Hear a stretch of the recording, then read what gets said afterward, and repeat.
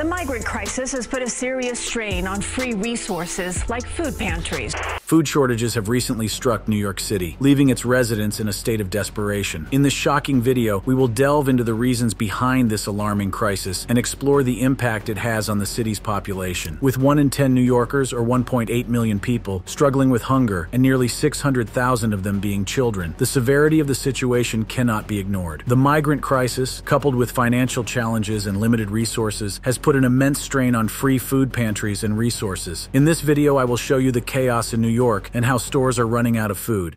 Stores run dry. Not much in here, just the 2 apples. And that's because there are food shortages in New York. Food shortages have hit the city, leaving its residents in a state of desperation. According to the hunger relief organization Feeding America, the statistics are staggering. 1 in 10 New Yorkers, or 1.8 million people, struggle with hunger. What's even more heartbreaking is that nearly 600,000 of them are children. These numbers paint a grim picture of the reality faced by many in the city. One of the key factors contributing to the food shortages is the ongoing migrant crisis. A record number of 140,000 asylum seekers have arrived in New York City, fleeing extreme poverty and unimaginable hardships in their home countries. The influx of asylum seekers has put an immense strain on the city's resources, including free food pantries and other support systems. But it's not just the migrant crisis that is causing these shortages. New York City is also facing significant financial challenges. The mayor has asked every agency in the city to reduce its spending, aiming to save a staggering $6 billion each year for the next 2 years. These budget cuts have far-reaching consequences, affecting essential services such as trash pickup, police, firefighters, and even school programs. Unfortunately, these cuts also mean less food for the neediest New Yorkers. The city has already spent $35 million on food for those in need, but with the mayor's order to reduce spending, there will be less to go around. This reduction in available resources directly impacts the amounts and types of food being served, leaving many struggling to find enough to eat. Another significant factor contributing to the food shortages is the impact on the New York City Housing Authority, NYC. As the largest public housing provider in North America, NYC plays a crucial role in providing affordable and low-income apartments for many New Yorkers. However, with over 177,000 apartments in more than 2,400 buildings, the demand for resources like food banks and pantries has increased exponentially. The residents of NYC, who make up a significant portion of the city's low-income population, are feeling the effects of these shortages. In the Long Island City community alone, 6,000 NYC residents are competing for free hot meals. The struggle to put food on the table is a daily reality for many, as they face astronomical rents and a sky-high cost of living. It's important to note that food pantries and food banks, which are often funded by private companies in the city, are also facing cuts. With the city's shelter population surpassing 100,000 people, there simply isn't enough to go around as there used to be. The demand for these resources has skyrocketed, leaving many New Yorkers in a dire situation. As tensions rise and lines for food giveaways grow longer, it becomes clear that the largest city in the United States is facing an unprecedented challenge. The food shortages in NYC are not just a statistic, they represent the struggles and hardships faced by real people every day. NYC residents make up a significant portion of the city's low-income population, relying on resources like food banks and pantries to meet their basic needs. However, with the food shortages plaguing the city, these residents find themselves facing even greater challenges. The struggle to put food on the table has become a daily reality for many. In the Long Island City community, where 6,000 NYC residents reside, the competition for free hot meals has intensified. The demand for these meals has skyrocketed, leaving many residents in a state of uncertainty and anxiety. The lines for food giveaways have grown longer and the resources available are stretched thin. Tammy Waters, a resident of Queensbridge Housing, shares her experience, saying, "It's helpful, but it's also tragic that it has come to this." The reliance on food pantries and food banks has become a lifeline for many NYC residents who are already struggling with astronomical rents and a sky-high cost of living. The New York City Housing Authority, with its 177,000 apartments and over 2,400 buildings, plays a crucial role in providing affordable and low-income housing for New Yorkers. However, the impact of the food shortages has put an immense strain on these communities. With 42% of NYC residents on a fixed income, the idea of moving out of NYC housing and into market-rate apartments seems like a distant dream, if not downright downright impossible. The resources at food pantries and food banks, which are often funded by private companies in the city, are also facing cuts. As inflation continues to rise, the cost of basic groceries, milk, eggs, and bread has become more expensive than ever before. This has led to a dwindling supply of essential items at the pantries, leaving NYC residents in a state of concern and fear. In an effort to address the food shortages, community fridges have emerged as a grassroots solution. These fridges, often started by local groups, provide a convenient way for people to donate food to those in need. However, operating and maintaining these fridges come with their own set of challenges. Volunteers are needed to ensure that the fridges are constantly stocked with food. However, as the city's economy has recovered and people have returned to work, finding dedicated volunteers has become increasingly difficult. The demands of work and personal commitments leave little time for individuals to contribute to these community fridges. Additionally, finding suitable locations for these fridges has proven to be a challenge. Access to safe power outlets that can withstand the elements is crucial for their operation. Not every business is willing to host a community fridge, and the scarcity of suitable locations further compounds the problem. To make matters worse, the recent announcement of over $2 billion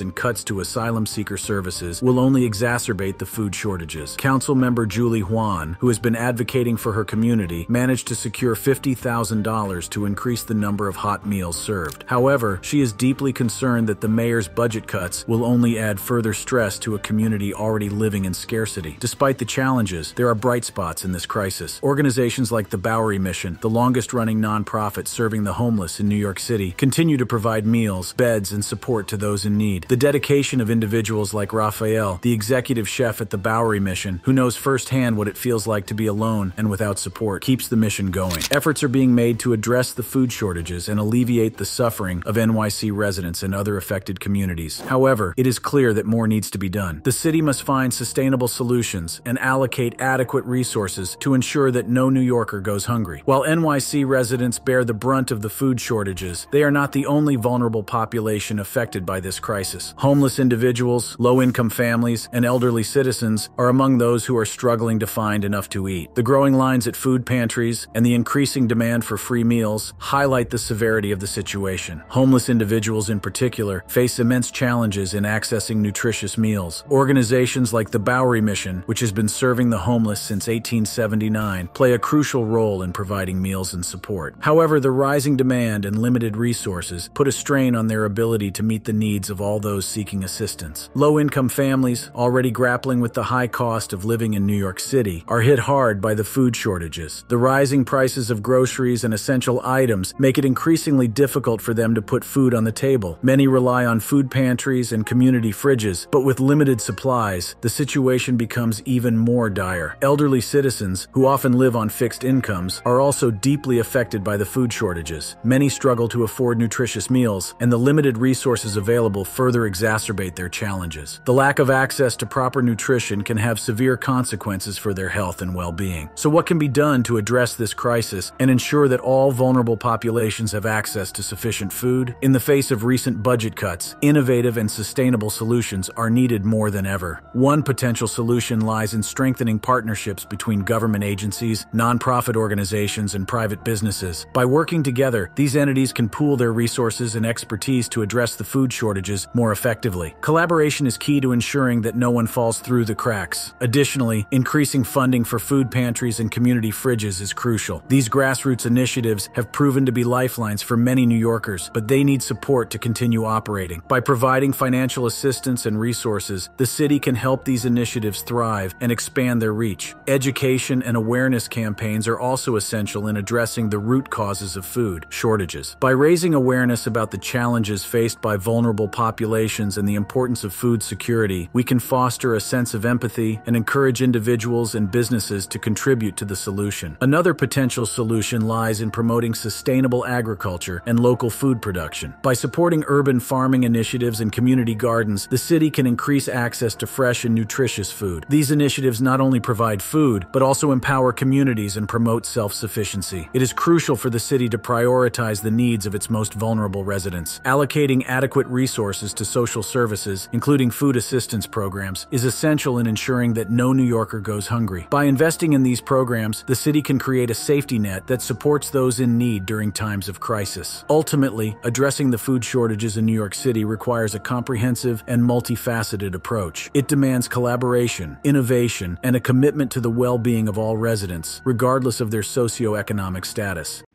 Migrant complaint.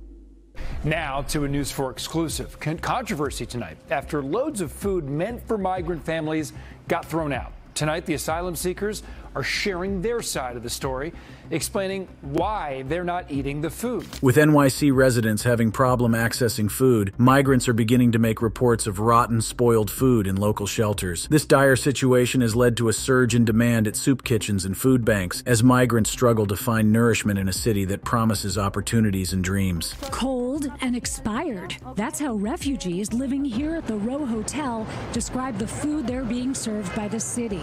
Residents here point to pasta covered in grease and meatballs still frozen in the middle. City Council member Julie Wan has been a witness to the daily struggles faced by migrants. Every single day, I have migrants walking into my office with the food to show us rotten food, spoiled food, she reveals. It's a heartbreaking reality that highlights the extent of the problem. Food insecurity has become a crisis not only for migrants, but also for some low-income residents of the Queensbridge houses, a long-standing issue exacerbated by the lack of cooking facilities and shelters. The quality of meals being served at these shelters has come under scrutiny, and the findings are alarming. A recent New York City Council hearing shed light on the extent of the problem, with reports confirming the presence of spoiled and rotten food. This revelation has sparked outrage and concern among both the public and officials, as it raises questions about the basic rights and dignity of those seeking refuge and a better life. The consequences of this food crisis are far-reaching. Migrants who already face numerous challenges in their journey to a new country now find themselves battling hunger and malnutrition. The lack of access to nutritious meals not only affects their physical well-being, but also takes a toll on their mental and emotional health. It's a vicious cycle that perpetuates the struggles faced by migrants, trapping them in a state of vulnerability and despair. Ernestine Smith, the founder of Marion's Love, Inc., a nonprofit organization that delivers food donations to pantries and the homeless, has witnessed the growing need firsthand. I realize there is very little access to getting food from pantries and soup kitchens because of the influx of migrants, she laments. The surge in migrant arrivals has put a strain on existing resources, leaving many without proper sustenance. Most migrants find themselves in hotel rooms with no individual kitchens, further exacerbating their food insecurity. While some shelters provide hot meals, it is not a universal practice, leaving many migrants without access to cooked food. The situation is dire, with the shelter system operating beyond its capacity. Something must be done to address this crisis and provide a sustainable solution. City Council member Julie Wan has proposed a bold plan to tackle the issue head-on. She suggests diverting the hundreds of thousands of dollars currently spent on bad food and shelters to contracts with local restaurants. By supporting these restaurants and helping them expand, the city can not only improve the quality of meals, but also stimulate the local economy and create job opportunities. It's a win-win solution that could provide migrants with nutritious meals while also supporting small businesses. Dwayne Palmer, the owner of Island Foodie Restaurant on 40th Ave, understands the urgency of the situation. It's a lot, he acknowledges. His restaurant has been doing its best to provide food to migrants who come in seeking assistance. Palmer recognizes the importance of finding a solution that benefits both the people and local businesses. The NYC migrant crisis is not just a problem that affects migrants alone. It has far-reaching consequences for the local community as well. The overwhelming demand for food assistance has put a strain on existing resources, leaving many longtime New Yorkers in need. Ernestine Smith, who runs Marion's Love, Inc., has witnessed the impact firsthand. The need has never been higher, she emphasizes, highlighting the growing struggle faced by both migrants and local residents. With the current state of food insecurity, pantries and soup kitchens are struggling to meet the increased demand. The influx of migrants has stretched these resources to their limits, leaving many without access to the basic necessity of food. This crisis has exposed the vulnerabilities within the existing system and calls for innovative solutions to address the pressing issue at hand. City Council member Julie Wan's proposal to divert funds from bad food and shelters to contracts with local restaurants offers a glimmer of hope. By bringing local restaurants into the ecosystem, the city can not only improve the quality of meals, but also stimulate the local economy. This approach has the potential to create job opportunities and support small businesses, which have been hit hard by the economic downturn. The benefits of this plan are twofold. Firstly, it ensures that migrants in the shelter system have access to hot meals, addressing their immediate food needs. This would alleviate the strain on food pantries and soup kitchens, allowing allowing them to cater to the local residents who are also in need. By redistributing resources in this way, the city can ensure a more equitable distribution of food assistance. Secondly, diverting funds to local restaurants would have a positive impact on the local economy. Small businesses, which have been struggling to survive, would receive much-needed support and the opportunity to expand. This, in turn, would create job opportunities for local residents, helping to revitalize the community and boost economic growth. Dwayne Palmer, the owner of Island Foodie Restaurant, recognizes the potential of this plan. "As long as it makes sense for the people, makes sense for my business, I'm all for that," he affirms. Palmer understands that a collaborative approach is needed to address the food crisis and ensure the well-being of both migrants and the local community. The proposed solution not only tackles the immediate issue of food insecurity, but also addresses the underlying problems within the shelter system. By redirecting funds to local restaurants, the city can encourage innovation and improve the overall quality of meals served in shelters. This would create a more dignified and nourishing experience for those seeking refuge and support. However, implementing this plan would require careful coordination and collaboration between the city, local restaurants, and community organizations. It would involve establishing contracts, providing support to restaurants to expand their operations, and ensuring that the meals provided meet the necessary nutritional standards. This comprehensive approach would require the involvement of various stakeholders and a commitment to finding sustainable solutions. The migrant crisis in New York.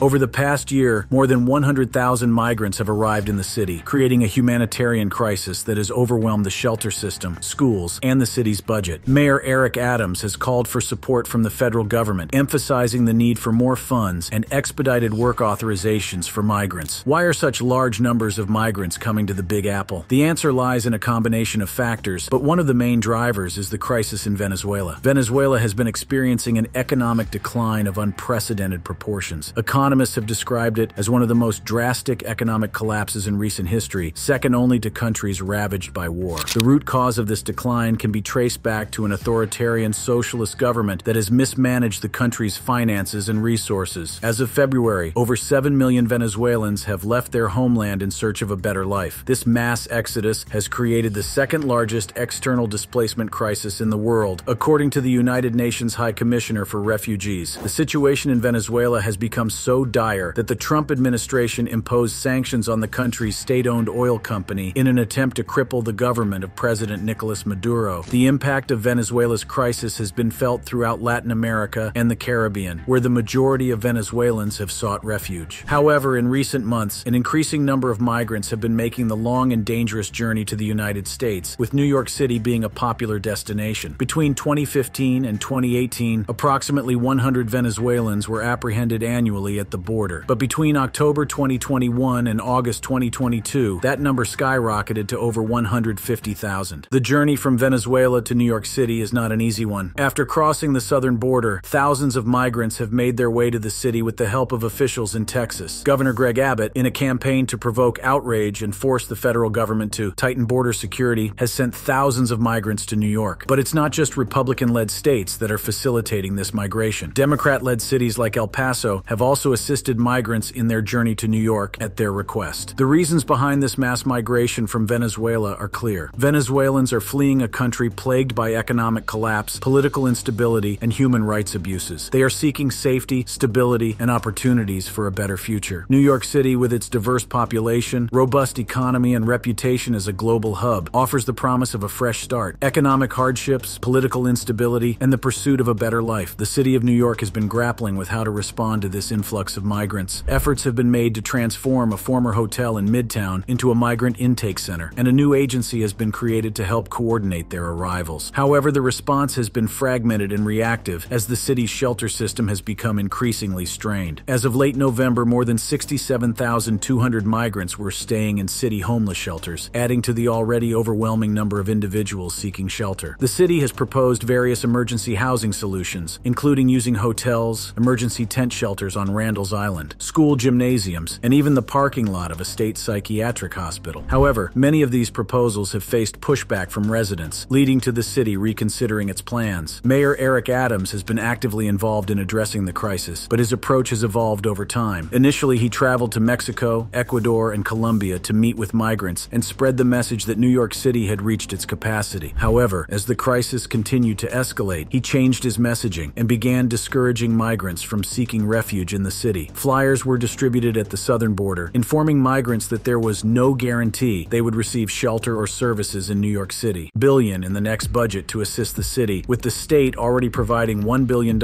and funding the new tent shelter on Randall's Island. The city's spending has faced scrutiny, particularly regarding a $432 million contract with DocGo, a medical services firm. The firm was contracted to provide COVID testing and vaccinations, but has since moved hundreds of migrants outside the city under the contract. Migrants have claimed that they were lied to and given false documents regarding their eligibility to work. The arrival of over 100,000 migrants in New York City has posed significant challenges for the city's infrastructure and resources. As the number of migrants seeking shelter continues to rise, the city has been forced to find innovative solutions to accommodate the growing population. To address the urgent need for housing, the city has transformed a former hotel in Midtown into a migrant intake center. This center serves as a temporary shelter for migrants upon their arrival, providing them with a safe and secure place to stay while their long-term housing options are being arranged. Additionally, a new agency has been created to help coordinate the arrivals of migrants and provide them with the necessary support and resources. However, the city's response to the migrant crisis has not been without its challenges. The shelter system, already strained by the existing homeless population, has been pushed to its limits. As of late November, more than 67,200 migrants were staying in city homeless shelters, contributing to a total of 122,100 people in shelters across the city. The sheer volume of individuals seeking shelter has overwhelmed the system, leading to overcrowding and a shortage of available beds. To alleviate the strain on the shelter system, the city has proposed various emergency housing solutions. These include utilizing hotels, setting up emergency tent shelters on Randall's Island, converting school gymnasiums into temporary shelters, and even considering the use of the parking lot of a state psychiatric hospital. However, many of these proposals have faced resistance from residents who are concerned about the impact on their neighborhoods. One particularly controversial proposal was the idea of housing migrants on cruise ships. Mayor Eric Adams seriously considered this option as a way to provide temporary housing for the growing number of migrants. However, due to logistical challenges and concerns raised by,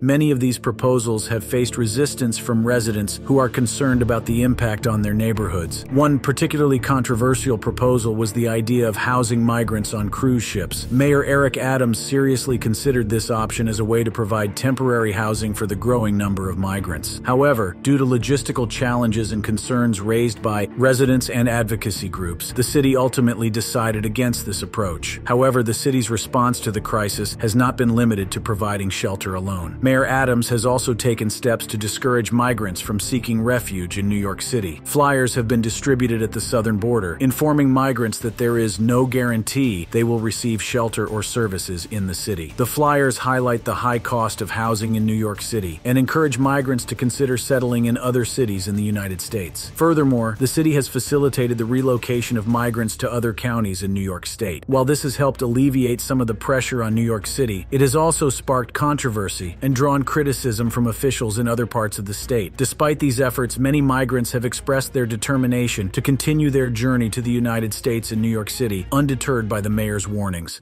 Asylum seekers and the migrant problem. How could a city with over 8 million residents, including more than 3 million foreign-born individuals, find itself overwhelmed by a much smaller number of newcomers? A similar situation has unfolded in Chicago, another haven for immigrants. With over 500,000 foreign-born residents, accounting for about 20% of its population, the city has been straining to handle the arrival of just 35,000 asylum seekers in the past year and a half. The challenges faced by these cities are evident, with some asylum seekers ending up on the floors of police stations or in public parks due to the lack of adequate resources. To understand why these cities are struggling, it is crucial to examine the numbers in context. New York City and Chicago have long been immigrant-friendly cities with a history of successfully integrating diverse populations. However, the recent influx of asylum seekers has put a strain on their resources and infrastructure. The sheer volume of arrivals has overwhelmed the existing systems in place to support newcomers. The impact of this influx is visible in the visible signs of disorder. Migrants are sleeping outside subside as hotel rooms fill up, angering native-born Americans who feel that limited resources are being spent on migrants instead of addressing local needs. The cities have been forced into an expensive bureaucratic scramble to arrange health screenings, translation services, housing programs, legal services, school placements, school buses, and other essential needs for newcomers. The situation is not unique to New York and Chicago. Counties that include Los Angeles, Houston, and Miami are also top destinations for asylum seekers, but these cities have shown few signs of distress compared to their counterparts. So what sets them apart? Why have some cities managed to weather the so-called crisis without any outcry or political backlash? The answer lies in two major differences in federal policy. First, the Biden administration admitted Ukrainian refugees under terms that allowed them to work right away, enabling them to become self-sufficient and contribute to their new communities. Second, the federal government had a well-coordinated plan for placing these newcomers, involving coordination with local governments, individual sponsors, and civil society groups. This ensured a smoother transition and integration process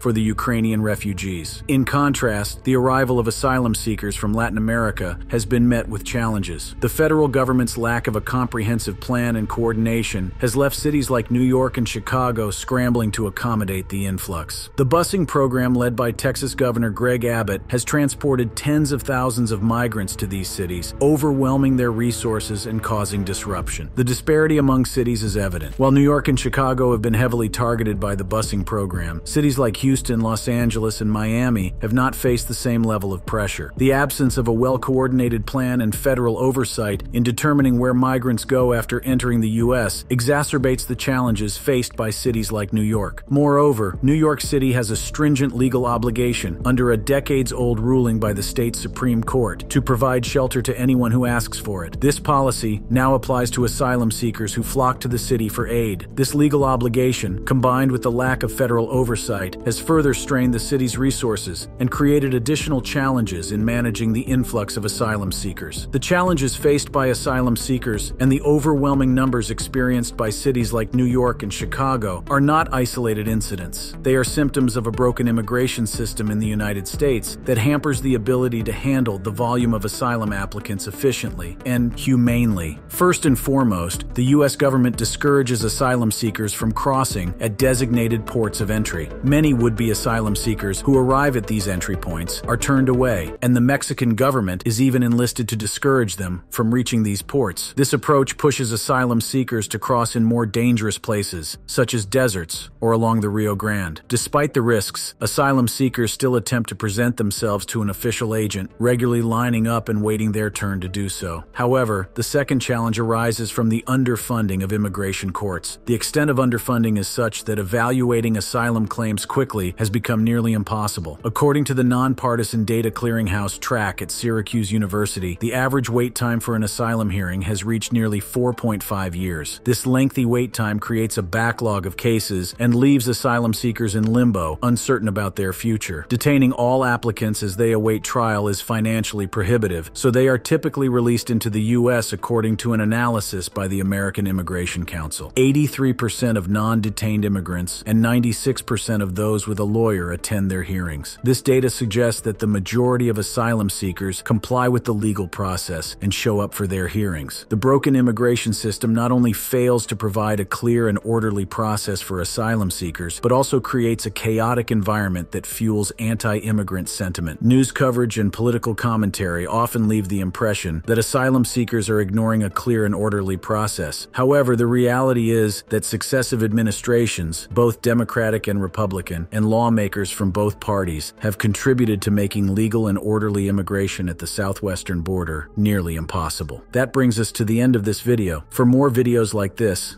click on the cards on your screen.